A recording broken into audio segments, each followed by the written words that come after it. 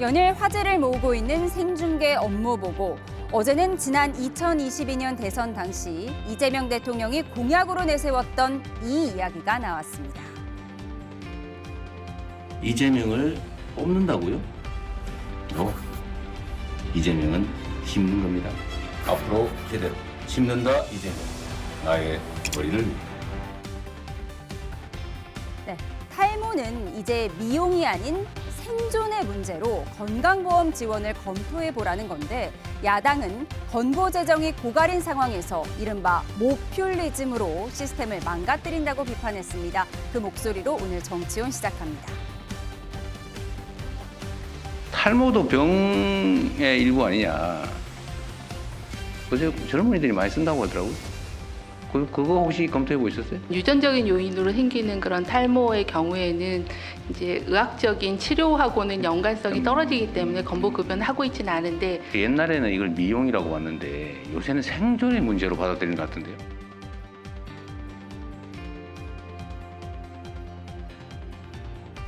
저는 개인적으로 예. 솔직히 말씀드리면 제가 탈모 시술을 받아보고 탈모 약을 먹고 있는데 전과 후에 느끼는 차이가 상당히 크긴 커요. 그래서 저는 효능감은 있는 정책이다. 저도 머리 자, 다들 걱정하는데 중증 혹은 난치병. 근데 그걸 개인이 다 부담하게 하면 돈이 없어가지고 뭐 달리 대책이 없는. 그렇죠. 뭐 이런 분들을 위해 가지고 일단 만들어진 게 건강보험이에요. 비만, 뭐 모발. 좋죠. 그거 해주면 우리나라에 가스가 빵빵 터지고 석유가 막 나가지고 그걸로 될 수 있으면 해야죠. 그러니까 뭐 재정만 네. 건전하면. 근데 뭐 언제 고갈되느니 마느니 지금 그러고 있는데. 네, 민주당 복귀양 의원, 국민의힘 권영진 의원과 함께합니다. 어서 오세요. 안녕하세요. 네, 이재명 대통령이 탈모는 이제 미용이 아닌 생존의 문제라면서 건보 적용을 검토해보라고 어제 그렇게 얘기를 했는데 이재명 대통령 지난 2022년 대선에서 이 탈모 공약을 내세웠다가 지난 대선에서는 빠졌어요. 네. 복 의원님께서는 수치 워낙 많으셔서 이 탈모에 대해서 민감하지 않으실 것 같긴 한데 어떻게 보십니까?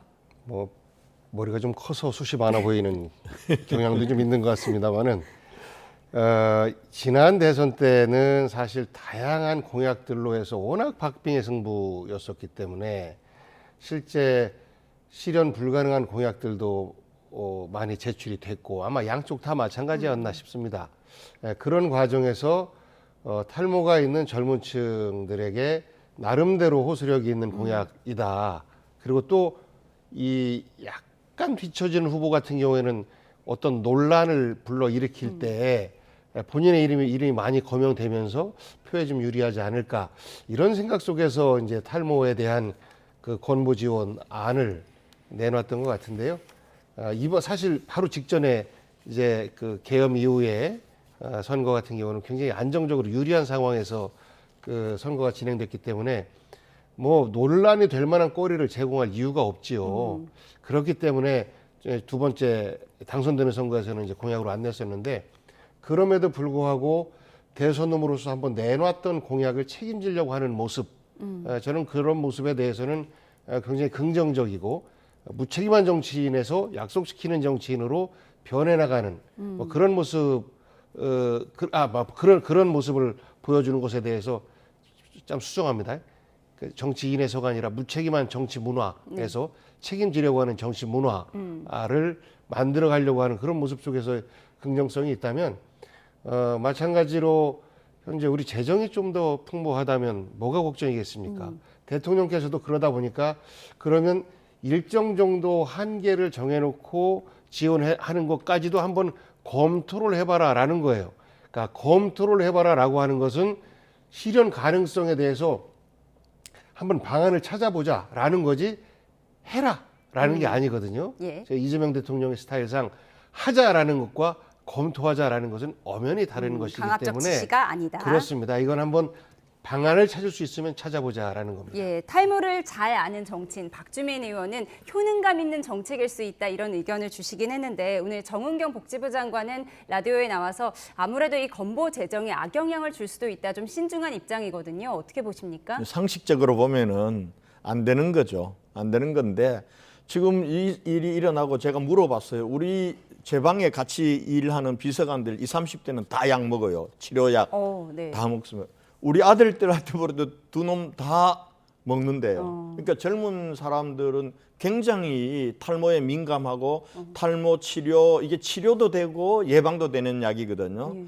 그런데 이게 한번 병원에 가면은 이게 진료비 자체도 이 비급여예요. 그러니까 한 15,000원씩 들고 약값은 정품을 쓰면은 한 달 먹는데 6, 7만 원. 카피가 요즘 대부분 카피인데 카피 약도 2만 원, 3만 원 한다는 거예요. 그러니까 젊은 친구들에게 있어서는 20, 30대에게 있어서는 요즘 상비약처럼 됐는데 좀 부담이 되니까 이재명 대통령이 후보 시절부터 그걸 잘 아니까 그 공약을 한 겁니다. 그런데 사실은 정은경 복지부 장관 어제 굉장히 당황하더라고요. 아, 이게 생명에 지장이 없고 생명에 지장이 있는 이런 것도 암이라든지 난치병이라든지 이런 것도 지금 아직 보험 혜택을 못 주고 있는데 그러면 난감해 하는데 오늘 또 아침 뉴스에 나와서는 본격적으로 재정 얘기를 하더라고요. 재정으로 감당할 수가 없거든요. 지금 건보 재정이 내년이면 적자입니다. 이대로 가면 2033년이면 완전히 고갈이 된다는 거 아닙니까? 그런 상황인데 그러니까 대통령이 청년들이 좋아할 걸 한편으로 보면 청년들의 어려움을 이해한다는 측면도 있지만 달콤한 말씀을 하신 거예요.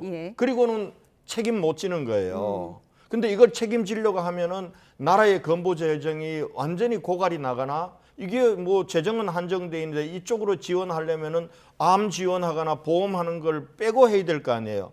완전 건보 시스템이 무너지는 얘기인데 대통령께서 조금 좀 대통령의 입장에서 말씀하실 때는 이것저것 좀 따져보고 좀 신중하게 말씀했으면 좋겠다 이런 말씀을 드립니다. 탈모고 비만이고 다 건강보험 지원해주면 좋겠지만 재정이라는 현실성을 감안해야 한다라는 입장 주셨습니다. 다음 키워드에서 업무보고 이야기 이어가겠습니다.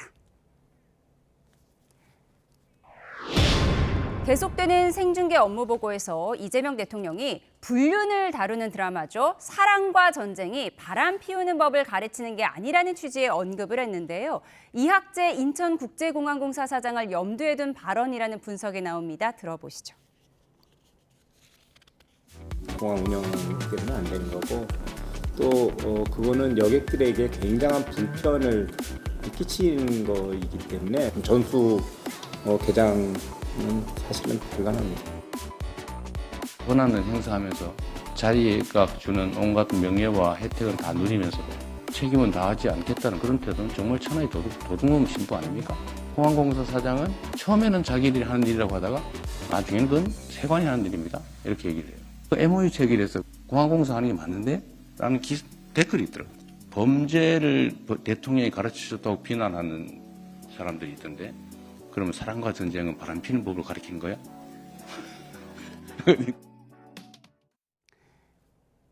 네, 방금 들은 속보 먼저 전해드리겠습니다. 특검이 밝힌 내용인데요. 국민의힘 김기현 의원의 출석을 요청했지만 김 의원이 불응했다. 그래서 특검이 재출석을 요청할 거라는 속보가 들어왔습니다. 오늘 특검이 김기현 의원의 주거지와 국회 방호처 또 의원 사무실에 대한 압수수색을 진행을 했는데요. 김기현 의원이 출석 요청에는 불응한 상황이라고 합니다. 김기현 의원의 배우자가 김건희 씨에게 로저비비의 가방을 수수한 의혹을 받고 있죠. 이와 관련한 압수수색이 오늘 진행이 됐고 특검의 출석 요청에는 불응했다는 속보 전해드립니다. 자세한 소식 들어오는 대로 추가로 전해드리도록 하겠습니다. 네, 앞서 대통령 업무 보고 내용 영상으로 전해드렸습니다. SNS에 책갈피 달러를 전수조사하는 것은 불가능하고 오히려 대통령 발언으로 범죄 수법이 알려져서 걱정이라고 밝힌 이학재 인천국제공항공사 사장에 대해서 아마 언급을 한 것으로 보이는데 드라마 사랑과 전쟁이 바람 피우는 법 가르쳐주는 거 아니지 않냐 이렇게 얘기를 했더라고요. 비유를 참 재밌게 잘 하시는데 오늘도 저희 상임위에서 그런 이야기에 대한 갑론을박이 좀 있었습니다.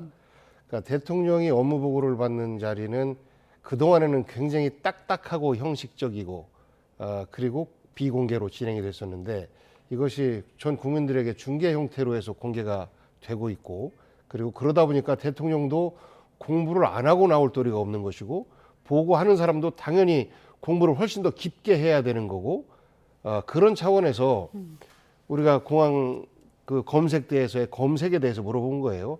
외화 밀반출이나 이런 것들이 혹시 셀 수 있는 구멍이 없는지에 대한 질문을 했는데 이거를 뭐 자기 업무가 아니다. 오늘도 사실 자기 업무가 아니다라는 투로 변명을 하던데. 다시 한번 또 반박하는 입장을 냈더라고요. 그렇습니다.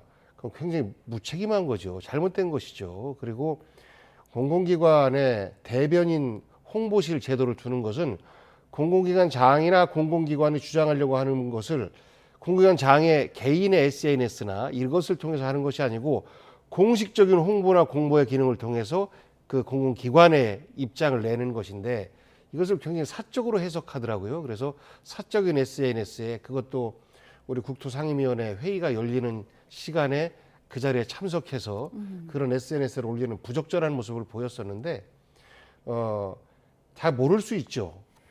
저희가 요청을 했어요. 검색 요청을 해봐라. 검색을 해봐라. 몇 장까지 되는지. 그런데 말을 못해요. 50장 이상 대략 한 50장 이상부터는 다 되는데 말하면 자칫 잘못하면 큰일 납니다. 이게 이제 의원들이 그것에 대한 실험을 해서 좀 알려달라라고 얘기해도 이학재 사장한테 밉보일까봐 무서워서 못하는 거죠. 이게 잘못된 거 아니겠습니까? 그러니까 우리 국민들이 실제 책갈피에 돈 한두 장을 끼워서 갈 때는 검색하기 어렵다라고 한다면 어떻게 기술을 더 발전시킬 것인가라는 방식으로 그 해결책을 찾아야 되는 것이고, 그리고 세관과 공항공사 간의 업무 간의 위탁이니 MOU니 이런 것들이 좀 불분명하다, 책임 소재가 불분명하다라고 하면 그 부분은 제도적 보완을 하면 되는 것인데, 저분 같은 경우는 그 일을 책임지고 하는 공공기관장, 공직자인데 마치 정치 싸움을 하고 있는 것처럼 보여요. 저분이 예. 뭐 인천시장을 출마한다 뭐 이런 설이 있던데 마침 대통령이 딱 때리는 듯한 모습을 보이니까 이참에 한번 정치적으로 나도 커볼까? 이렇게 대응하는 듯한 모습을 보여서 예. 정말로 부적절한 공직자의 모습 아닌가 예, 싶습니다. 국제공항공사 사장이 정치적 체급을 높이기 위한 방안으로 지금 이렇게 대통령에게 반박하는 것 아니냐 이런 의견을 주셨습니다. 어떻게 보세요? 뭐 그날 그 업무 보고 때 얘기는 그건 아닌 것 같아요. 근데 외항관리법상 지금 달러 밀반출을 감독하고 적발해내고 하는 건 관세청의 업무는 맞아요.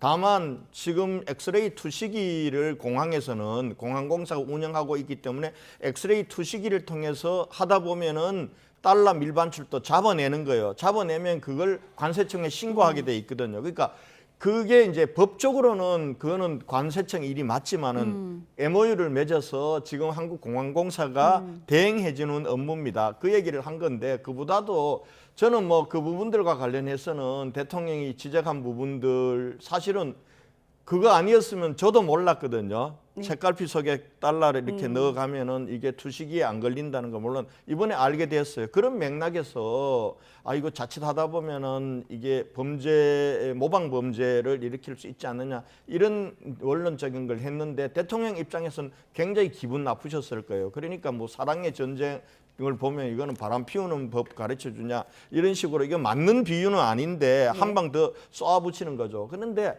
꼭 대통령께서 구태에 그럴 필요가 있냐. 저는 업무 보고 생중계하는 거 한편은 좋은 측면이 있어요. 국민들과 소통 기여되고 알 권리도 바라보는데, 지금 대통령이 하는 걸 보면은 사실은 이렇잖아요. 그러니까 이 전 정권에 임명한 단체장이나 이런 사람들에 대해서는 아주 모질게 조롱하고 혼내준다는 게 국민들 보기에는 딱 그렇게 와닿잖아요. 와닿고 또 어떤 사람들은 과잉해서 띄워서 다음 지방선거에 내볼래는 그런 것도 있고. 근데 그보다 더 문제는 이대로 가면은 저는 리더십 중에 가장 조심해야 될 리더십이 만기칠람 리더십이라고 생각해요. 나는 다 알아. 그리고 내가 하는 거 뭐든지 좋은 거야. 그러니까 지금 넷플릭스보다도 인기가 더 있다고 대통령이 계속 하시면서 이 생방송에서 자화자찬하시는데, 이렇게 되면요 공직자들이나 단체장들이 대통령 입맛 쳐다보게 됩니다. 이 부작용을 대통령이 생각하셔야 돼요. 그래서 가능하면은 지도자들은 말하는 것보다 듣는 걸 많이 해야 되거든. 근데 우리 대통령도 윤석열 대통령하고 다른 듯 닮았어요. 저는 보니까 저것도 만기칠남형 리더십이라는 측면에서는 윤석열이나 이재명 대통령이 비슷하구나 이런 우려를 드는 겁니다. 그런 면에서 좀 말씀을 좀 아끼셨으면 좋겠다. 그리고 생방송 너무 좋아하지 마시라라는 얘기를 제가 드리고 싶어요. 예, 넷플릭스보다 더 재미있다고 대통령이 말한 생중계 업무 보고의 장단점 분석을 해주셨습니다. 잠시 속보가 들어와서 먼저 전해드리겠습니다. 법무부가 론스타의 투자 분쟁 소송 비용 74억 전액을 환수했다고 조금 전에 밝혔습니다. 최근 국제 투자 분쟁 판정의 정정 절차 및 취소 절차에 따라서 이에 소요된 정부의 소송 비용 합계 총 74억 7천여만 원을 모두 환수받았다라는 속보 전해드립니다. 자세한 소식 들어오는 대로 추가로 전해드리겠습니다. 네, 다음 주제 이어가겠습니다. 오늘 국회에서는 쿠팡의 개인정보 유출 사태 청문회가 열리고 있는데요. 김범석 의장은 나오지 않았고 영어 듣기 평가장을 방불케 했습니다. 그 현장 보고 오시죠. 왜 김범석 씨 안 나오는지 간단히 한번 입장 밝혀주십시오. Questions, I'm happy to be here. Questions, I'm happy to be here. 자리에서 쿠팡 한국의 대표이사로서 위원장님 이런 의미 없는 답변이 아닌 건 좀. 네, 이거 삭제해드리겠습니다. 삭제해드리고 Happy to be here 이런 거 번역하시겠습니까? 통역? As you are aware, I am the CEO of Coupang Korea, and I am the executive that's managing this issue. 제가 번역해드릴게요. 내가 사장이다 나한테 질문해라 이 말 하신 건데. 브랜 매티스님께서는 물론 장모님, 처제, 아내 안녕하세요 정도의 한국어를 구사하시지만 사실 여기서 의원님들이 논의하시는 내용들을 알아들으실 수는 없을 거라고 사료됩니다. 김병기 원내대표가 피감기관 대표를 만나서 인사청탁 내용이 있다는데 이거 확인 안 하고 넘어갈 겁니까? 저는 김병기 의원님이 우리 정인으로 나오시는 게 맞다고 생각하고 이게 뭐 정쟁이에요? 이게 뭐 정쟁입니까? 가만히 계세요. 언론 보도대로 다 한다면 지금 증인 다 요청하고 이러면 대한민국 국회가 마비될 지경입니다. 네. 김범석 의장 등 핵심 증인은 불출석해서 맹탕 청문회 우려가 나왔는데 김범석 의장 왜 나오지 않았냐 이 불참 이유를 물었더니 I'm happy to be here 이런 엉뚱한 대답을 내놨습니다. 이게 좀 예상됐던 일이긴 해요. 그러니까 이게 우리 국회 상임위 혹은 청문회 운영 시스템을 바꿔야 되는 것인데 이제 글로벌 시대가 되면서 우리 한국어를 구사하지 못하는 증인들이 나오지 않습니까? 이럴 경우에는 어떻게 할 것인지에 대한 지혜로운 대안이 좀 만들어져야 되는데 우리가 여야 싸우느라고 지금 그런 대안을 만들어내고 있지 못해서 스스로 좀 부끄러운 한 장면의 하나가 아닌가 싶고요. 쿠팡이 글로벌 기업이다라고 하는데 실제 전체 매출의 90%를 우리 한국에서 내고 있고 네. 그러면서 대한민국 국회가 우리 국민들이 궁금해하는 부분을 묻고 싶어서 대표를 부르는데 글로벌이라 외국 나가 있다. 이건 도망가는 거 아닙니까? 네. 이건 아니라고 봐요. 우리 국민들이 새벽 로켓 쿠팡 이건 좀 약간의 문제는 있는데 하지만 편리해서 시키지 않습니까? 근데 어느 한순간 쿠팡은 우리 국민들이 쿠팡은 안 되겠어 하는 순간 바로 문 닫게 될 겁니다. 저는 그런 정도의 저력을 갖고 있는 우리 국민들이라고 생각하고 우리 국민을 무시하는 처사 아닙니까? 저는 절대로 용납해서는 안 되고 저 부분에 대해서는 여야가 한 목소리로 쿠팡을 꾸짖고 책임에 대해서 저는 물어야 된다라고 생각해요. 그런데 그런 부분에 대해서는 아마 지금 국민의힘에서도 동의할 텐데 문제는 이 문제에 초점을 흐리게 하는 겁니다. 예를 들어서 김병기 대표가 쿠팡의 전 대표랑 밥을 먹었다. 밥을 먹을 수 있죠. 그런데 그것 때문에 이 쿠팡 사태의 모든 책임이 김병기에게 있는 것처럼 지금 호도되고 있는 거 아니겠습니까? 저는 이런 국면을 누가 만들었을까? 아마 쿠팡 정도의 규모 있는 회사라면 그런 정도의 작업은 가능한 것 아닌가. 대관 업무를 하는 수많은 사람들이 있고 할 터인데 여야를 막론하고 대관 업무를 합니다. 그런 사람들이 그런 정보를 주면서 야 김병기도 우리랑 밥 먹었으니까 이거 한번 뜰 거야. 이렇게 됐을 거라고 추정이 돼요. 그러니까 오찬 회동 논란을 쿠팡 측에서 만들었을 수도 있다라고 의심하시는 거예요? 매우 높아요. 높다라고 봐요. 그러면 저는 지금은 쿠팡에 대해서 책임을 묻는 것 중심으로 고유한 그 청문회 중심으로 진행을 하고, 그리고 별도로 이런 부분이 있다라고 한다면 이건 윤리위원회, 국회 윤리위원회에 사실상의 그 문제가 있으니까 제소를 하면 밝혀지지 않겠습니까? 근데 접근 방식이 잘못되었다. 네. 이 부분은 쿠팡 청문회가 아니라 김병기 청문회로, 그리고 쿠팡과 김병기의 어떤 연루설, 이것으로 변질되고 있다. 그러면 우리는 쿠팡에 지금 잘못된 것을 고치기 위해서 한 발자국도 전진할 수 없다라는 걱정을 하게 됩니다. 예, 김병기 민주당 원내대표가 쿠팡 전 대표와 오찬 회동을 했다. 이 논란에 대해서 지금 김병기 원내대표는 나는 38,000원짜리 파스타를 주문했을 뿐이고 원래 꼭 해야 할 일을 했을 뿐이다라고 해명을 내놨거든요. 이 부분 어떻게 보십니까? 우선은 저 쿠팡이 글로벌 기업이잖아요. 미국의 증시에 상장돼 있는 기업이에요. 그래서 정치권과 권력에서 그 문 닫게 만들겠다 이런 말은 조심해야 된다고 봐요. 그러면은 지금 이 사태를 외국에서도 다 보고 있거든요, 기업들이. 그런 면에서는 우리가 쿠팡이 개인정보 유출을 보안 시스템을 제대로 갖춰 놓지 않고 이게 유출되도록 만든 거에 대해서는 호되게 이 질책하고 원인이 무엇인지를 규명하고 앞으로 이런 일이 없도록 만들어야죠. 지금 뭐 이 얼마 전에 좀 어디죠? 그 뭐 여러 가지가 나왔잖아요. 이미 유출된 거는. 그런 상황인데 지금 계속 나올 때마다 막 그 탓하고 해서는 안 된다라는 생각이고요. 그다음에 김병기 원내대표와 관련해서는 민주당이 저렇게 대응하면 안 돼요. 이걸 무슨 저 야당이 터뜨린 것도 아닌데 이 문제가 언론을 통해서 제기됐으면은, 아니 우리 국정감사 앞두고 국정감사 대상 기관의 CEO를 거대 여당의 원내대표가 만나서 밥 먹는 것 자체만으로도 잘못된 거잖아요. 그런데 그 자리에서 인사청탁했다는 거 아니에요. 그러면 우선은 부적절한 거였다. 정말 잘못했다. 미안하다. 그리고 여기에 문제가 있으면은 내가 거기에 대해서는 어떤 거라도 국민들한테 밝히고 하겠다. 이렇게 해놓고 야당한테 이 청문회는 쿠팡에 대해서 하는 거 아니냐. 자꾸 이런 거 가지고 물타기 하지 마. 나는 여기까지는 좋은데, 아니 김병기 대표 마치 잘한 것처럼 잘했나요? 아니 국장검사 앞두고 피감기관의 CEO를 하고 70만 원 식대 계산했다고 그러더라고요. 몇 명이 앉아서. 그렇게 먹고 그리고는 인사청탁까지 해놓고는 나는 파스타밖에 안 먹어서 38,000원이나.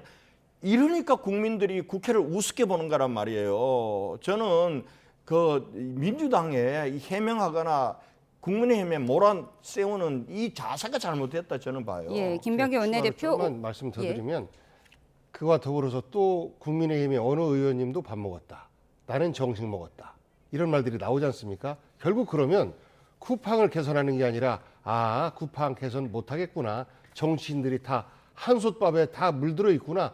라는 것으로 끝나기 때문에 저는 이런 정쟁은 정쟁대로 별도로 하고 쿠팡을 개선하는 부분은 고유하게 그대로 좀 갔으면 좋겠다라는 말씀을 드린 겁니다. 알겠습니다. 김병기 원내대표 오후 2시에 예정됐던 공개 일정을 취소했는데요. 추가 입장이 나오면 전해드리겠습니다. 저희는 다음 키워드로 가겠습니다.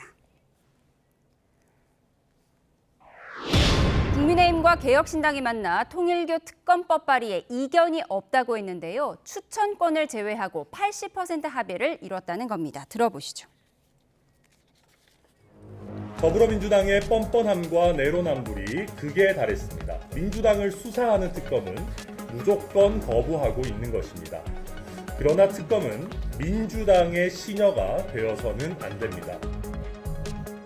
신당과 국민의힘 간에는 이견이 없기 때문에 이 법을 꼭 통과시킬 수 있도록 힘을 합칠 생각입니다. 하지만 앞서 민주당은 통일교 특검은 언감생심, 꿈도 꾸지 말라고 했죠. 국민의힘의 통일교 특검 주장은 절대 수용 불가하고 일고의 가치도 없다. 언감생심 꿈에도 꾸지 말라. 언감생심은 이럴 때 쓰는 말이 아닙니다. 자당의 삼선 의원이자 장관인 사람이 종교단체에서 돈 받았다는 의혹으로 지금 사퇴한 상황인데 거기다 언감생심 갖다 붙이는 거는 기본적 언어 능력의 부재다. 네, 특검법에 대한 이야기 듣고 오셨는데요. 잠시 업무보고장으로 가보겠습니다. 정부의 생중계 업무보고가 계속 진행되고 있는데요. 행안부 업무보고장입니다. 들어보시죠. 업무하고도 관계가 있는데 이거 우리 사회에 지금 혐오 표현, 혐오 현수막 이거 정말 문제잖아요. 네. 일단은 혐오 현수막 문제는 지금 진척이 어떻습니까? 예, 지금 그 대통령 지시 이후에 그 가이드라인을 지방 정부에 다 보냈고요. 거기에 따라서 지방 정부들이 우선 대응을 하고 있습니다. 전 지방 정부가 다 잘하고 있는 것은 아니지만 이 광주 광산이라든가 서울 성동구 또 이 강북구 이런 데에서는 5개 광고물 심의위원회를 이 별도로 구성해서 적극적으로 대응하고 있습니다. 그러나 아직 그 5개 광고물법이 개정이 안 됐고요. 아마 내년 초에 될 것 같은데요. 그리고 이 정당법 개정이 이루어지지 않아서 다소의 한계가 있다는 말씀드립니다. 정당법은 5개 광고물법에 구애되지 않는다. 지금 그런 내용이잖아요. 예. 그걸 개정해 줘야 돼요. 그는 5개 광고물법은 이제 5개 광고물법에 대한 예외는 내용을 지 마음대로 막 써도 된다가 아니고 네, 그렇습니다. 5개 광고물 단속법에 의하면은 게시 장소를 제한하게 돼 있잖아요. 네. 그 제한을 받지 않는다는 게 정당법인 것 같아요. 그렇습니다. 예. 그런데 그러면 게시 장소 5개 광고물의 게시 장소에는 그 시민들이 볼 때 그 눈살 찌푸려지는 이런 거 붙이는 게 허용이 되냐? 그 내용에 대해서 이제 단속하는 가이드라인을 그러니까요. 정해서 지금까지는 무조건 다 방치해 놓으니까 별 해괴한 걸 다 붙여 놓는데 네. 그거는 사실은 방치하면 안 되는 거잖아요. 예를 들면 개인의 자유라는 거하고 공익이라고 하는 게 충돌하거나 할 경우 경계를 정해야 되는데 정당이 붙인 거니까 무한대로 아무렇게나 막 해괴하게 국민들 눈살 찌푸린 거 무제한으로 붙여도 된다. 공익뿐만 아니라 타인의 인권을 인권 침해한 침해하거나. 것도 단속의 그래서 이게 대상. 너무 그렇게 아니라 어쨌든 저는 정부에서 일종의 전에 한번 얘기했잖아요. 국무회의에서 가이드라인을 만들어서 이것까지는 단속해라. 단속하는 것이 맞다라고 해줘야 지방 정부도 마음 편하게 하고. 근데 그런 거 단속하면 경찰이 막 고발 들어오고 그러잖아요. 근데 경찰의 태도도 또 중요하단 말이에요. 그런 거 한다고 단속했다고 공무원 불러다 조사하고 괜히 괴롭히다가 나중에 한참 있다 무혐의하고 이러놓으면 공무원들이 그 스트레스 쌓여서 일을 할 수가 없잖아요. 예. 아니, 경찰도 합리적 판단을 해서 뭐 보나마나 뭐 재물손괴 이런 걸 고소하고 그러잖아요. 그런다고 해서 마구잡이로 그걸 입건하거나 그래서는 안 된다는 거죠. 예, 알겠습니다. 그래서 대통령님 법에 5개 광고물법에 지금 명시적으로 금지되어 있는 규정이 있는 경우에는 바로 철거를 하고요. 그런 규정이 해석이 필요한 부분에는 그걸 게시 중지를 해서 띄어서 보관하고 있어라. 그래서 손괴라 뭐 재물 손괴라든가 이런 시비가 안 걸리도록 그렇게 하고 있습니다. 하여튼 이 행정적인 틈새를 이용해 가지고 그 온 동네, 온 사회를 그것도 수치스럽게 만들고 불필요한 갈등을 조장하고 하는 거는 그건 권한 남용이지, 권리 남용이죠. 그리고 요즘 경찰이 잘 처리하고 있는 것 같긴 하던데 그 관광객들한테 그 면전에 대고 모욕 주고 하는 거 그 국가 품격 문제 아닙니까? 예, 그렇습니다. 그래서 저희가 그 집회 신고 단계부터 그다음에 집회 진행 단계 이렇게 엄격하게 관리를 해서 지금 많이 많이 줄어든 것 같아요. 예, 그렇습니다. 그리고 사후에 그런 명예훼손이나 모욕 그다음에 업무방해에 대해서는 철저하게 수사를 진행을 하고 있습니다. 그 영업소 근처에서 지나치게 고음으로 방송에서 업무 방해하는 거 뭐 이런 것도 좀 강력하게 단속을 하십시오. 예, 그렇게 하겠습니다. 자기 의사 표현을 하는데 적정한 정도로 하면 되지. 그걸 영업 방해하려고 그러면 안 되잖아요, 그렇죠? 예, 엄정하게 대응하겠습니다. 뭐든지 적정한 선을 지키는 게 중요한 것 같습니다. 그리고 행안부 업무 중에 이게 민원 처리를 원스톱으로 하겠다는 건 매우 좋은 태도 같습니다. 자주 얘기하지만. 행정 행정안전부 업무 보고 듣고 오셨습니다. 저희는 두 분과의 대담 이어가겠습니다. 통일교 특검 이야기하고 있었는데요. 통일교와 연관이 있다는 정치인들의 이름이 나올 때마다 그 파장도 만만치가 않습니다. 나경원 의원과 정원호 구청장 어떻게 해명을 했을까요? 들어보시죠. 천정궁에 방문한 것만 봤지 금품 전달을 본 건 아니다. 참 어이가 없다는 말씀 이상 더 이상 드릴 거 없다는 말씀 드립니다. 가기는 가셨어요? 천정궁? 제가 더 이상 말씀 안 드리겠다. 저는 통일교 교리도 잘 모르고요. 예. 동네의 행사, 이게 구청 마당에 그 구청 바로 옆에 건물에서 열린 행사라 제가 그 후에 열리는 행사는 다 참여하죠. 예. 네, 그래서 참여해서 의례적인 축사를 한 거고 어떠한 도움도 받은 적 없습니다. 그런가 하면 통일교의 전방위적인 로비 정황은 윤영호 전 본부장의 통화 녹취록으로 알려졌죠. 통화 상대였던 이현영 전 천주평화연합 회장이 어제 한학자 총재 재판에 나왔는데 두 사람 사이 거친 설전이 벌어졌습니다. 이 씨는 이건 물귀신 작전이라며 한 총재가 지시하지 않은 윤 전 본부장의 개인 일탈이 사건의 본질이라고 주장했습니다. 반면 피고인석에 있던 윤 전 본부장 물귀신이라지만 저는 개그 콘서트 같다며 통일교의 정치권 로비가 한학자 총재 지시 없이 자신이 독단적으로 할 수는 없는 일이라고 강하게 반박했습니다.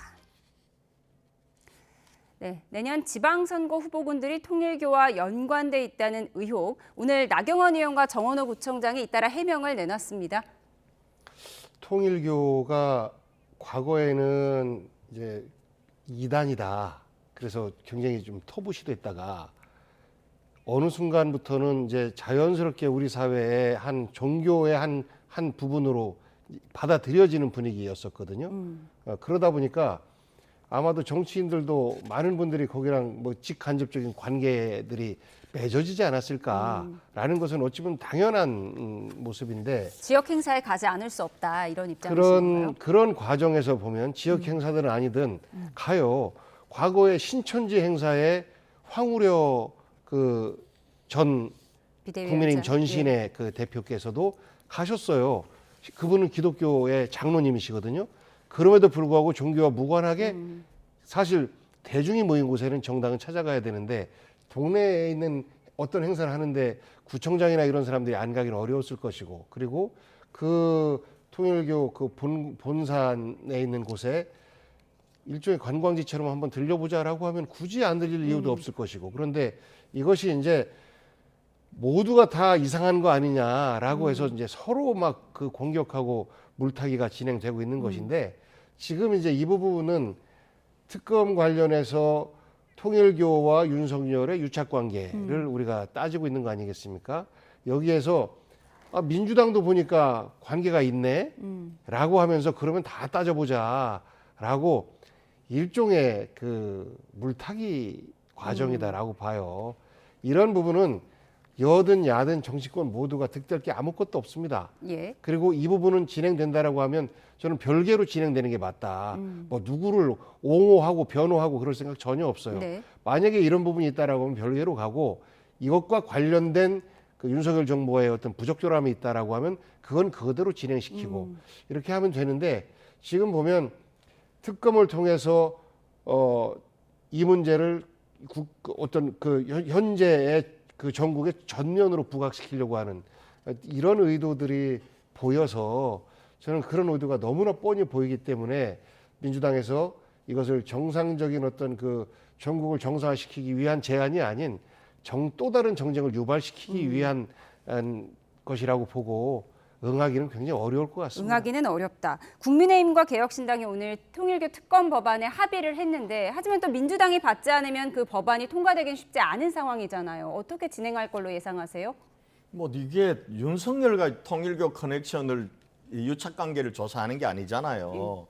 김건희 여사에게 저 건진법사를 통해서 통일교에서 백하고 목걸이 줬다라는 것 때문에 이 민중기 특검이 하는 거란 말이에요.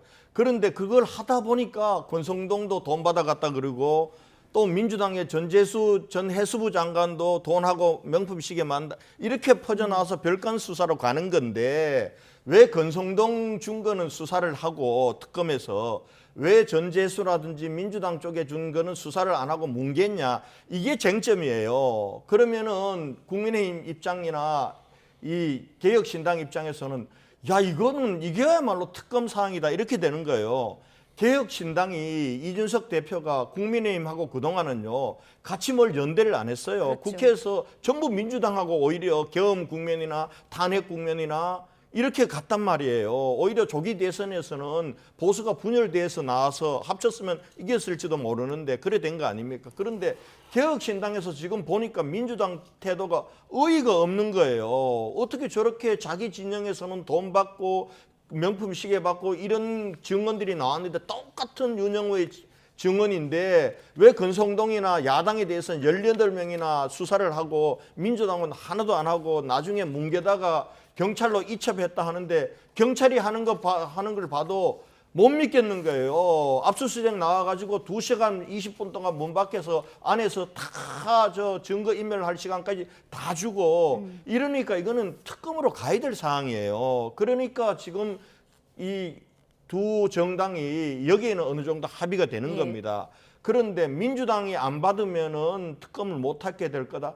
민주당이 안 받으면은 민주당이 얘기했잖아요. 특검을 거부하는 자가 범인이라고. 민주당은 스스로 문제가 있다는 걸 국민들에게 실토하는 거예요. 저는 국민적인 저항, 국민들이 용서하지 않을 겁니다. 민주당이 저런 태도에 특검을 받으면은 민주당도 깨끗해요. 왜냐하면 이거는 이재명 정부의 뭐 잘못이 아니에요. 문재인 정부의 실세들인데 그 사람들이 잘못했는 의혹이란 말이에요. 그러면 지금 와서 정확하게 해가지고 털면 되는 거예요. 수사를 해서. 근데 이걸 비호하고 마치 국민의힘을 특검을 요구하는 야당을 나무라고 특검을 피하려고 하면 이게 이제는 이재명 대통령, 이재명 정부의 통일교 게이트로가 되는 겁니다. 저는 민주당에서도 그런 우를 범하지 마시라.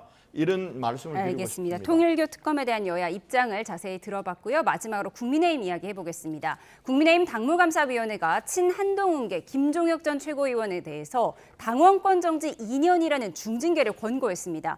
당내 반발이 만만치 않은데요. 어제 발표 장면부터 보시죠.